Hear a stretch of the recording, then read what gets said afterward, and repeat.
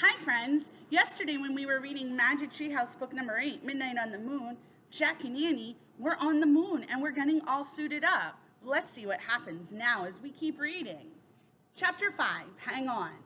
Annie drove the moon buggy over bumps and hollows. It bucked like a bronco. I'm going through there. She pointed to an opening between two mountains. Jack held on to the dashboard. The buggy bumped toward the opening and shot through. On the other side, the ground was even rockier. Look for the fourth M thing, said Annie, bouncing up and down. Jack groaned. Looking for anything on this wild ride was impossible. Slow down, he said. How? Try pressing on the brake pedal. On the floor. Slowly. Annie pressed on the brake. The buggy slowed down. Jack sighed with relief. The ride was still bumpy, but now at least he could take a good look at the moon. He had never been to such a colorless, barren place. There was no green, no blue, no red, no water, no trees, no clouds. Only giant gray rocks and craters and an American flag. Oh man, said Jack, that's from the first astronauts who landed on the moon. And look, a telescope, said Annie. She drove near the flag and telescope, then she put her foot on the brake until the buggy stopped. She pressed a button that set off, then she and Jack hopped out. They took slow, giant steps to the site of the first moon landing. Beside the flag was a sign. Annie read it aloud. Here men from the planet Earth first set foot upon the moon. July 1969 AD, we came in peace for all mankind. That's a good message, said Jack. He handed the moon book to Annie, then he took out his notebook and pencil to copy the sign. Let's leave our own message, said Annie. What should we say, said Jack. The same thing, said Annie, but say we are the first kids. Jack turned to a new page in his notebook. In big letters, he wrote their message. Now we have to sign it, Annie said. Jack signed his name. Then he passed the notebook and pencil to Annie. She signed her name and passed the notebook back. Jack tore out the piece of paper and put it by the flag. Today, the first kids from the planet Earth came to the moon.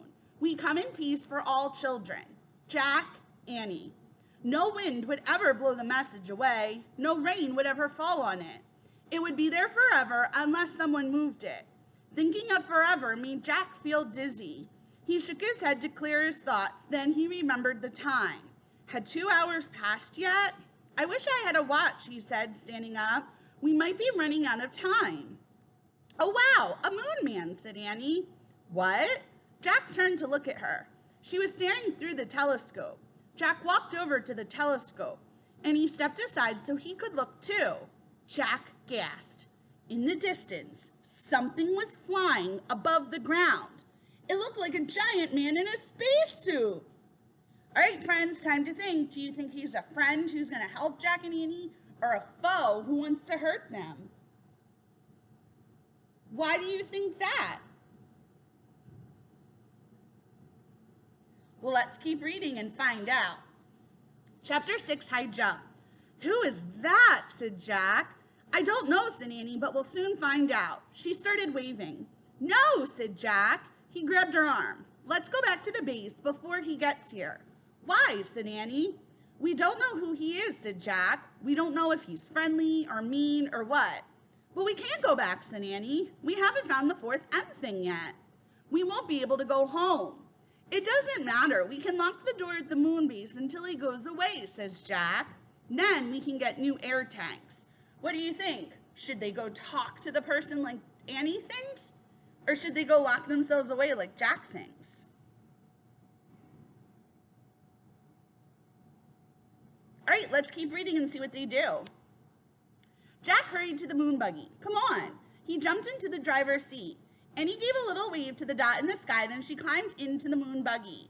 The buggy took off. Careful, said Annie. They bumped over the rocks as Jack turned the buggy around, then they zoomed toward the pass. Jack steered around craters and rocks. More than once, the buggy nearly tipped over. Whoa, slow down, said Annie. They were almost at the mountain pass. Suddenly, a cloud of dust flew up in front of them. The ground trembled. Watch it, cried Annie. Jack couldn't see a thing. He stepped on the brake and the buggy jerked to a stop. The dust settled. A giant rock had fallen into the narrow pass. It was stuck between two walls of rock. They were trapped. Jack quickly found a picture of a giant rock in the moon book and read aloud. Rocks of all sizes crash into the moon from outer space. These rocks are called meteorites. We're lucky that meteorite didn't land on us, said Jack. Yeah, and I guess it's too big to be the M thing, said Annie. She had climbed out of the moon buggy and was standing by the meteorite. It was more than twice as tall as she was. Jack looked at the black sky. The flying thing was nowhere in sight, yet. We'll have to jump over it, Annie said. Jump? I don't think so, said Jack. It's too high. I'm going to try anyway, said Annie. Wait, let's think first, said Jack. But Annie was already backing up. 1, 2, 3, go, she shouted, and took giant leaping steps toward the meteorite. When Annie got close to the rock, she pushed off the ground, then she flew through space and disappeared behind the meteorite. Annie, Jack called. There was no answer. Oh, brother, Jack said. He backed up and took off towards the rock. He jumped as high as he could, then he was flying through space. Jack hit the ground and fell face down into the dust. Jack tried to stand, but his suit was too bulky. He tried to roll over, but his suit made even that impossible. Oh no, he groaned, not again. Are you here? Asked Annie. Did you make it? Yes. Jack was too relieved to hear her voice, but he couldn't turn his head to see her. He could only hear her over the radio. Can you help me up, he asked. Nope, said Annie. Why not? I fell down too, she said. They both fell down. How are they going to get up? Oh, brother, Jack sighed. Now we're really in trouble. He tried to stand again and failed. Can you see anything, he asked. Just the sky, said Annie. Wow, is it weird?